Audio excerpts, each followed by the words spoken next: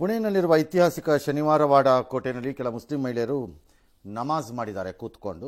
ಯಾರೋ photo ತೆಗೆದ್ರು, sorry video ಮಾಡಿದ್ರು, ಆಚೆ ಹಾಕಿದ್ರು, ಗಲಾಟೆ ಆಯಿತು. ಬಿಕಾಸ್ ಅದು ಬೇಸಿಕಲಿ ಮರಾಠರ ಅತ್ಯಂತ ಭಾವನಾತ್ಮಕವಾದಂತಹ ಜಾಗ.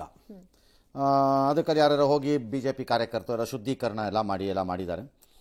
ಅದಕ್ಕೆ ಕೆಲವರು ರಾಜಕಾರಣದಲ್ಲಿ ಎಂದಿನಂತೆ ಇರ್ತಾರಲ್ಲ, ಕಾಂಗ್ರೆಸ್ಸಲ್ಲಿ ಯಾವುದೋ SP-ನಲ್ಲಿ ಈ ಥರದವ್ರು ಇರ್ತಾರಲ್ಲ, ಅದರಲ್ಲೇನು ಹಾಗೆ ಅಂತ ಆಯಿತು. ಅದರಲ್ಲೇನು ಈಗ ಮಸೀದಿ ಒಳಗಡೆ ಹೋಗ್ಬಿಟ್ಟು ಯಾವನಾರು ಕಾಂಪೌಂಡ್ ಒಳಗೆ, ಮಸೀದಿ ಒಳಕ್ಕಲ್ಲ ಕಾಂಪೌಂಡ್ ಒಳಗೆ ಹೋಗ್ಬಿಟ್ಟು ಗಣಹೋಮ ಮಾಡಿದ್ರೆ ಏನಾಗುತ್ತೆ? ಏನೀಗ ಅದಾದರೆ ಏನಾಯಿತು ಅಂತಂದರೆ ನೀವು ಅನ್ನೋಕ್ಕಾಗತ್ತೆ. ಇದು ನನ್ನ ಪ್ರಕಾರ ಲೇಡೀಸ್ಗೆ ಅರಿವಿದ್ದು ಮಾಡಿದಾರೋ ಇಲ್ವೋ ನಂಗೆ ಗೊತ್ತಿಲ್ಲ. ಬೇಸಿಕಲಿ ಮುಸ್ಲಿಂ ಅಥವಾ ಯಾವುದೇ ಸಂಪ್ರದಾಯದಲ್ಲಿ ಒಂದರಲ್ಲಿ ಹೇಳಬೇಕು, ಕಂಡು ಕಡೆ ಎಲ್ಲ ಕುತ್ಕೋಬಾರ್ದು ಪೂಜೆಗೆ. ಇವರಾದರೂ ಅಷ್ಟೇ, ಯಾರಾದರೂ ಅಷ್ಟೇ. ಈಗ ನಾಳೆ ರಸ್ತೆನಲ್ಲಿ ಕುತ್ಕೊಂಡ್ಬಿಟ್ಟು ನಾವೊಂದು 50 ಜನ ಇದ್ದೀವಿ, ಅರ್ಜೆಂಟು ಸರ್, ನಾನು ಡೈಲಿ ಹನುಮಾನ್ ಚಾಲೀಸ ಹೇಳೋ ಟೈಮ್ ಸರ್, ಇದು ಒಂದು 20 ನಿಮಿಷ ಇರಿ ಸರ್ ಹೇಳ್ಬಿಡ್ತೀವಿ ಅಂತ ರೋಡಲ್ಲಿ ಕೂತ್ಕೋತೀರಾ? ಯಾರು ಹೋಗ್ತಾರೆ? ಆಗಲ್ಲ, ಅದು ಹಂಗೆ ಆಗ್ಬಾರ್ದು. ಅದನ್ನು ರಾಜಕಾರಣ ಮಾಡ್ತೀವಿ ಅಂದರೆ ಮಾಡ್ಕೋಬೋದು. ಧಾರ್ಮಿಕ ಯಾತ್ರಾ ಸ್ಥಳ ಅಲ್ಲ, ಅದನ್ನು ಮಾಡಿದ್ರಲ್ಲಿ ಏನು ತಪ್ಪು? ಅದಕ್ಕೆ ಸೇಮ್ ಟಿಪ್ಪು ಪ್ಯಾಲೇಸ್ ಒಳಗಡೆ ಮಾಡಿದ್ರೆ ಏನಾಗುತ್ತೆ? ಧಾರ್ಮಿಕ ಯಾತ್ರಾ ಸ್ಥಳನಾ ಮಾಡಿಸೋದು ಏನಾಗತ್ತೆ? ಈಗ ಯಾವನವ್ನು ಹೇಳ್ದವ್ ಕೋತಿ, ಕಾಂಗ್ರೆಸ್ನ ವಕ್ತಾರರು ಯಾವನಾದ್ರೇನು ಅವ್ನು ಕೋತಿನೇ.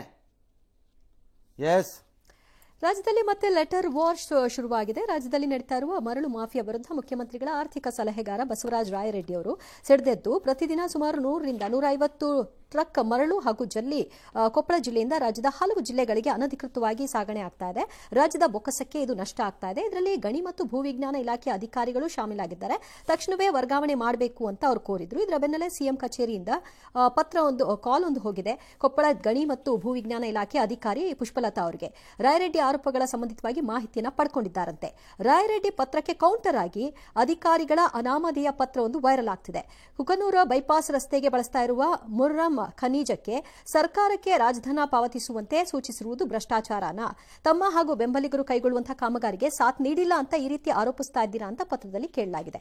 ಇದೇ ವಿಷಯವಾಗಿ ವಿಜಯೇಂದ್ರ ಅವರು ಕೂಡ ಸರ್ಕಾರದ ವಿರುದ್ಧ ಟೀಕಾ. ರಾಯರೆಡ್ಡಿ ಅವರ ಆರೋಪದ್ದು ನನಗೆ ಐಡಿಯಾ ಇಲ್ಲ, ಅದು ಯಾಕೆ ಅವ್ರು ಹೇಳಿದ್ದಾರೆ ಅದನ್ನ ಬಿಟ್ಟಿದ್ದಾರೆ ಅಂತ.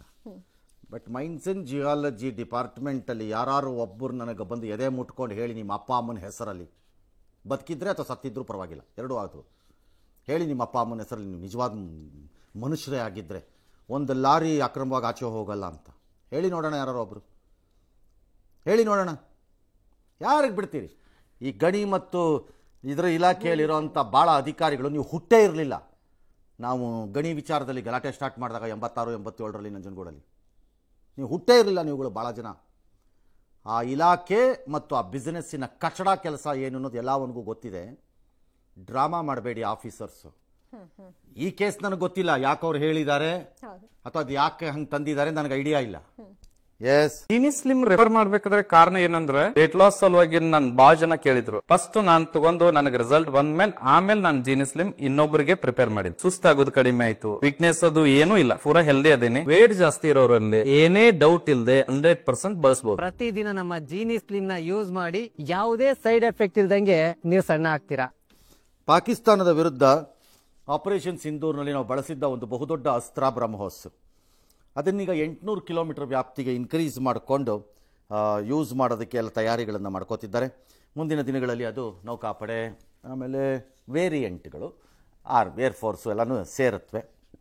ಒಳ್ಳೆಯದು, ಇದು ನ್ಯಾಚುರಲ್ ಪ್ರಾಸೆಸ್ಸು, ಎಲ್ಲ ದೇಶಗಳಲ್ಲೂ ನಡೀತಾ ಇರುತ್ತೆ. ಅವರವರ ಮಿಸೈಲ್ ಕ್ಷಿಪಣಿಗಳ ಬಲವನ್ನು ಹೆಚ್ಚಿಸ್ಕೋತಾ ಇರ್ತಾರೆ. ಎಸ್, ದೇಶದ ಗಮನ ಸೆಳೆದಿರುವ ಬಿಹಾರ ವಿಧಾನಸಭಾ ಚುನಾವಣೆಯ ರಂಗು ಪಡ್ಕೊಳ್ತಾ ಇದೆ. ಈ ನಡುವೆ ರಾಜ್ಯ ಬಿಜೆಪಿ ನಾಯಕರು ಕಾಂಗ್ರೆಸ್ ಸರ್ಕಾರದ ವಿರುದ್ಧ ಗಂಭೀರ ಆರೋಪವನ್ನು ಮಾಡ್ತಾ ಇದ್ದಾರೆ. ಕರ್ನಾಟಕದಿಂದ ಬಿಹಾರ ಚುನಾವಣೆಗೆ ಫಂಡಿಂಗ್ ಆರೋಪ ಕೇಳಿಬಂದಿದ್ದು, ಇದೀಗ ಈ ವಿಷಯ ಕಾಂಗ್ರೆಸ್ ಮತ್ತು ಬಿಜೆಪಿ ನಡುವೆ ವಾಗ್ವಾದಕ್ಕೆ ಕಾರಣವಾಗಿದೆ. ಅವ್ರು ಏನು ಹೊಸದಿಲ್ಲ, ಯಾವ್ದಾದ್ರು ಚುನಾವಣೆ ಬಂದಾಗ CM ಅವ್ರು ಊಟಕ್ಕೆ ಕರೆಸಿದ್ರೆ ಹೊಸದಲ್ಲ, ಹೇಳ್ತಿರ್ತಾರೆ. ಹಂಗೆ CM ಅವರು ವರ್ಷಕ್ಕೊಂದ್ಸಾರಿ 6 ತಿಂಗಳೊಂದ್ಸಾರಿ ಕರಿತಿರ್ತಾರೆ, ಮಾತಾಡ್ತಾರೆ, ವಾಡಿಕೆ. ಅಶೋಕ್ ಅವರು, ನಾರಾಯಣ ಸ್ವಾಮಿ ಅವರು, ರಾಘವೇಂದ್ರ ಯಡಿಯೂರಪ್ಪನವರ ಸುಪುತ್ರರು, ಆಮೇಲೆ ಇನ್ನೂ ಅನೇಕ ಬಿಜೆಪಿ ಮುಖಂಡರುಗಳು ಮಾತಾಡ್ತಾರೆ. ಇದು ಬಿಜೆಪಿಯವರು ಯಾವತ್ತೂ ಕೂಡ ಅಷ್ಟೇ, ಅವರಿಗೆ ಸುಮ್ಮನೆ ನಿಮ್ಮ ಆತ್ಮಸಾಕ್ಷಿಯನ್ನು ಕೆರಳಿಸ್ಕೊಂಡು ಮರ್ಯಾದೆ ಕಳ್ಕೋಬೇಡಿ ಎಲ್ಲರೂ. ನೀವು ಇಲ್ಲಿಂದ ಲೂಟಿ ಮಾಡಿ ಅಲ್ಲಿ ಕೊಡೋದೆ, ಅವರು ಲೂಟಿ ಮಾಡಿ ಅಲ್ಲಿ ಕೊಡೋದೆ, ಎಲ್ಲ ಒಂದೇ. ಕರ್ನಾಟಕ ಅಲ್ಟಿಮೇಟ್ಲಿ 2 ರಾಷ್ಟ್ರೀಯ ಪಕ್ಷಗಳ ಲೂಟಿಯ ಗಣಿ. ATM BJP ಮೋದಿಗೆ ಸರಿ, ATM ಕಾಂಗ್ರೆಸ್ ರಾಹುಲ್ ಗಾಂಧಿಗೆ ಸರಿ, ಎರಡೂ ಸರಿ. ಯಾರು ಅದನ್ನು ಕರ್ನಾಟಕ ಮೈದಾನ ಇದ್ದಂಗೆ, ಯಾವನು ಎಷ್ಟು ಬೇಕಾದ್ರೂ ಮೇಯ್ತಾನೆ, ಎಷ್ಟು ಬೇಕಾದ್ರೂ ಕರ್ಕತಾನೆ, ಅಷ್ಟೆ. ಸುಮ್ಮನೆ ಯಾಕೆ ಬಿಡ್ತೀರಿ ರೈಲನ್ನು? ಕಾಸು ಕೊಟ್ಟಿಲ್ಲ, ನಾವೇನು ಮಾಡೇ ಇಲ್ಲ ಅಂತ ಏನೋ ಸತ್ಯ ಹರಿಶ್ಚಂದ್ರ ಮಕ್ಕಳು ಪುರಾವೆ ಇದ್ರೆ ಕೊಡಿ ಅಂತ DCM ಪುರಾವೆ ಇದ್ರೆ ಕೊಡಿ ಅಂತ ಕೇಳಿ ಎಲ್ಲದಕ್ಕೂ ಪುರಾವೆ 40%ಗೆ ಹೋಗಿ ಗೋಡೆ ಗಂಟಿಸ್ಬಿಟ್ಟು ಬಂದಿದ್ರಲ್ಲ ಹಿಂಗೆ ಬೆನ್ನಲ್ಲಿ ಕೊಡಿ ಪುರಾವೆನ, ಹೋಗಿ ಕೋರ್ಟಲ್ಲಿ ಇಬ್ರು ನೀವು ಯಾವನ್ ಬೇಡ ಅಂದಿರೋ ನಿಮ್ಮನ್ನ ಅವತ್ತು ಅಷ್ಟು ಕೇಳ್ಕೊಂಡ್ವಿ, ಪುರಾವೆ ಕೊಡ್ರಿ ರಾಜ್ಯಕ್ಕೆ ಒಳ್ಳೇದಾಗ್ಲಿ ಅಂತ. ಪುರಾವೆ ಇಲ್ಲ. ಚೀಫ್ ಮಿನಿಸ್ಟ್ರು ಪುರಾವೆ ಕೊಡ್ಲಿ ಕಾಂಟ್ರಾಕ್ಟ್ರು. ಅವತ್ತು ಬೊಮ್ಮಾಯಿಗೆ ಪುರಾವೆ ಅವ್ರು ಕೇಳಿದಾಗ ಕೊಡಕ್ಕಾಗ್ಲಿಲ್ವಾ ನಿಮ್ಗೆ? ಬೇಕನ್ಸಿಲ್ಲ ಅವಾಗ. ಈಗ ಕಾಂಟ್ರಾಕ್ಟರ್ಗೆ ಕೋರ್ಟ್ಗೆ ಹೋಗ್ಲಿ ಪುರಾವೆ ಇದ್ದು, ಅವರು ಅದೇ ಹೇಳಿದ್ದು ಕೋರ್ಟ್ಗೆ ಹೋಗ್ಲಿ ಪುರಾವೆ ಇದ್ರಿ ಅಂತ. ನೀವೇನ್ ಮಾಡಿದ್ರಿ?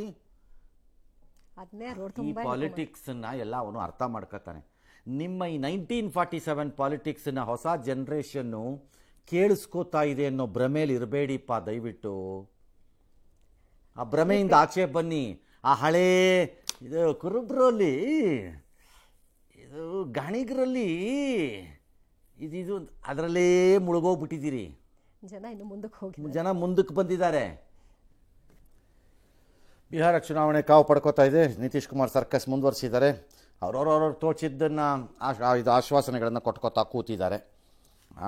ನೋಡೋಣ, ಇನ್ನೂ ಒಂದು ವಾರ 10 ದಿನ ಕಳೀಲಿ, ಆಮೇಲೆ ಗೊತ್ತಾಗತ್ತೆ ಏನು ಅಂತ. ಎಸ್, H1B ವೀಸಾ ಅರ್ಜಿಗಳಿಗೆ ಘೋಷಿಸಿದ $1,00,000 ಶುಲ್ಕದ ಬಗ್ಗೆ ಅಮೆರಿಕ ಸ್ಪಷ್ಟನೆ ಕೊಟ್ಟಿದೆ. ತಮ್ಮ ಈಗಿನ ಸ್ಥಿತಿಯನ್ನು ಬದಲಾಯಿಸಲು ಬಯಸುವವರಿಗೆ ಅಥವಾ ತಮ್ಮ ವಾಸ್ತವ್ಯ ಅವಧಿಯನ್ನು ವಿಸ್ತರಣೆ ಮಾಡಲು ಬಯಸುವವರಿಗೆ ಇದು ಅನ್ವಯ ಆಗಲ್ಲ ಅಂತ ಸ್ಪಷ್ಟಪಡಿಸಿದ್ದಾರೆ. ಅಂದರೆ ಈ ಯಾರ ಮಕ್ಕಳುಗಳು ನೀವು ಓದಕ್ಕೆ ಹೋಗಿದ್ದೀರಿ ಅಮೆರಿಕಕ್ಕೆ F1 ಅಥವಾ ಯಾವುದೇ ವೀಸಾನಲ್ಲಿ, ಆ F1ನಲ್ಲಿ ಇದ್ದವರು ನಾಳೆ ಅದನ್ನು ಚೇಂಜಿಂಗ್ ವೀಸಾ ಮಾಡ್ಸೋಕ್ಕೆ, ಬೇರೆ ವೀಸಾ H1ಗೆ ಹೋಗೋಕ್ಕೆ, ಇಲ್ಲಿಗೋ H1Bಗೆ ಹೋಗೋಕ್ಕೆ, ಯಾವುದಕ್ಕೆ ಹೋಗೋಕ್ಕೆ ಮಾಡಿದ್ರೆ ನಿಮಗೆ ಆ $100,000 ಅನ್ವಯ ಆಗಲ್ಲ ಅಂತ ಹೇಳ್ತಿದ್ದಾರೆ. ನಂಬರ್ 1. ಆದರೆ ಈಗ ಹೊಸದಾಗಿ ಯೂನಿವರ್ಸಿಟಿಗಳಿಗೆ ಸೇರಿಕೊಂಡು ಹೊಸದಾಗಿ F1 ಅಂದರೆ ಸ್ಟೂಡೆಂಟ್ ವೀಸಾ ತೊಗೊಂಡು ಹೋಗೋರಿಗೆ ಅದು ಅಪ್ಲೈ ಆಗುತ್ತೆ ಅಂತ. ಯಾರಾದರೂ ಇದಕ್ಕೆಲ್ಲ ಅರ್ಜಿಯನ್ನು ಸೆಪ್ಟೆಂಬರ್ 21ನೇ ತಾರೀಕು ಮಧ್ಯರಾತ್ರಿ ಹಿಂದಕ್ಕೆ ಕೊಟ್ಬಿಟ್ಟಿದ್ರೆ ಅವ್ರಿಗೆ ಮಾನ್ಯ ಆಗುತ್ತೆ, ಅವ್ರಿಗೆ ಯಾರಿಗೂ ಸಮಸ್ಯೆ ಇಲ್ಲ ಅಂತ ಅವ್ರು ಹೇಳಿದ್ದಾರೆ.